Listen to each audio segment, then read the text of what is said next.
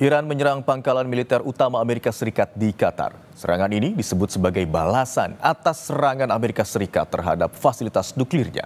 Pasca serangan tersebut, Presiden Amerika Serikat Donald Trump tiba-tiba mengumumkan bahwa Iran dan Israel telah sepakat untuk melakukan gencatan senjata. Apa maksud dibalik semua ini? Kita akan membahasnya lebih lanjut bersama dengan Guru Besar Ilmu Politik dan Keamanan Universitas Padjadjaran, Profesor Muradi. Selamat siang, Prof. Muradi. Selamat siang, Mas Imron. Apa kabar? Sehat, Prof. Alhamdulillah. Prof, yang menjadi pertanyaan sejumlah pihak begitu ya. Kenapa Trump tidak marah ketika pangkalan militer utama Amerika Serikat di Qatar diserang oleh Iran? Trump justru mengklaim Iran dan Israel sepakat untuk melakukan gencatan senjata. Ya, ada 4 nih, Mas. Yang pertama memang ini kan dari awal Trump meminta Emir Qatar untuk kemudian melakukan negosiasi terkait dengan ceasefire ataupun gencatan senjata. Yang kedua, bisa jadi misalnya asumsi banyak pihak bahwa serangan Iran ke Qatar itu atau military base US di Qatar itu adalah bagian dari untuk sufokasi, jadi semacam pembalasan supaya tidak terjadi ada perasaan malu ya, karena memang dia dianggap tidak ada perlawanan. Yang ketiga, ini yang saya kira penting buat kita semua.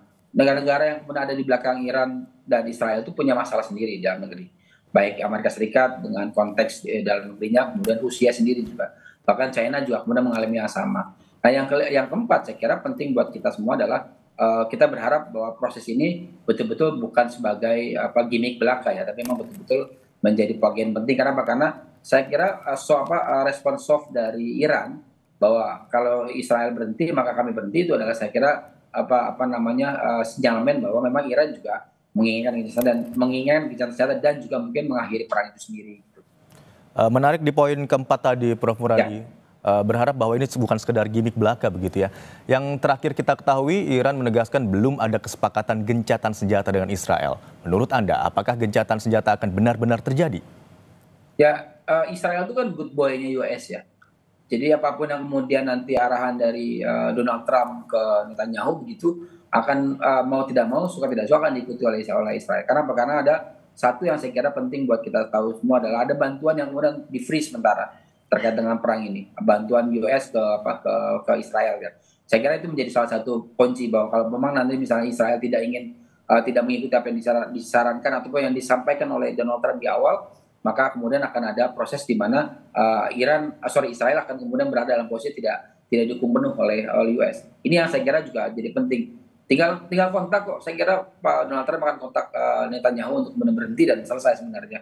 Karena konteks ini yang saya kira penting buat kita semua. Karena ini kan semacam semua terkunci. Israel terkunci dengan konteks dalam negeri juga tidak dalam posisi yang nyaman. US juga terkunci. Iran juga dalam posisi yang kemudian saya kira menjadi penting untuk kemudian transisi di antara mereka ya. Karena memang dalam beberapa tahun belakangan ini kan ada fase di mana posisi Iran juga akan mengalami proses yang tidak sama lagi dengan 5-10 tahun yang belakang. Karena generasi saya nyebutnya generasi 79 itu kita berganti dengan generasi yang baru. Ini yang saya kira juga penting kemudian melihat. Dan terakhir misalnya Rusia sendiri juga punya masalah di Ukraina, juga masalah di dalam negeri yang tidak kalah pelik. Saya kira seperti itu, Mas Imron. Prof. Muradi, klaim gencatan senjata yang disampaikan oleh Presiden Amerika Serikat Donald Trump tidak lama setelah Iran melakukan serangan ke beberapa basis militer Amerika Serikat di Qatar begitu ya. Apakah Amerika Serikat merasa menjadi pihak yang dirugikan dengan awalnya ya membantu Israel untuk mengebom 3 situs nuklir Iran? Kalau melihat pemberitaan di beberapa TV ya, kan yang 3 tempat itu kan juga tidak rusak parah ya. Bahkan kemudian semacam ya ada kerusakan tapi tidak separah klaim yang kemudian Donald Trump lakukan. Artinya memang itu juga jadi salah satu respon yang kurang lebih mirip dengan dilakukan oleh Iran dengan serangan ke military base di Qatar. Tidak ada kerusakan, bahkan kemudian banyak misilnya atau rudalnya kemudian tidak sampai pada sasaran target. Itu poin pertama itu. Yang kedua, ya respon keduanya saya kira soft ya. Artinya saya agak bukan bingung ya.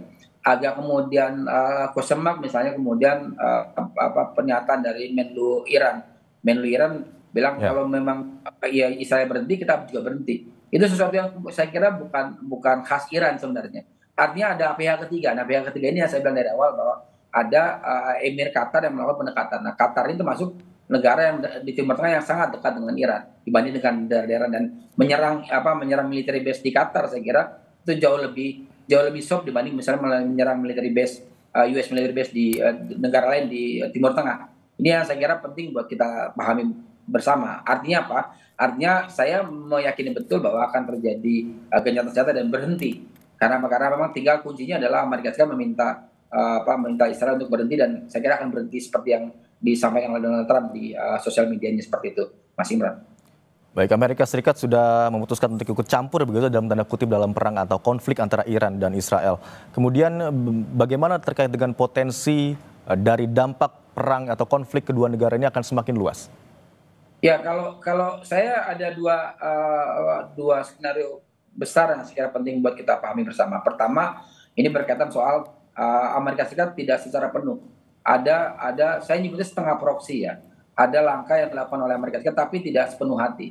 Ini berbeda sekali karakternya dengan ketika mereka membantu Israel dalam berbagai konflik di Timur Tengah. Yang kedua, respon dari Iran sendiri. Respon dari Iran sendiri itu bukan karakter Iran yang ngotot, yang keras dan sebagainya. Artinya buat saya pernyataan Donald Trump, kemudian pernyataan dari Menlu Iran ini adalah bagian penting untuk kemudian kita tunggu bersama. Konflik yang kemudian mereka terjadi akan berhenti dalam mungkin hitungan seperti yang disampaikan Donald Trump. Kenapa? Karena tinggal kuncinya ada di Israel. Israel kemudian berhenti, Iran juga akan berhenti.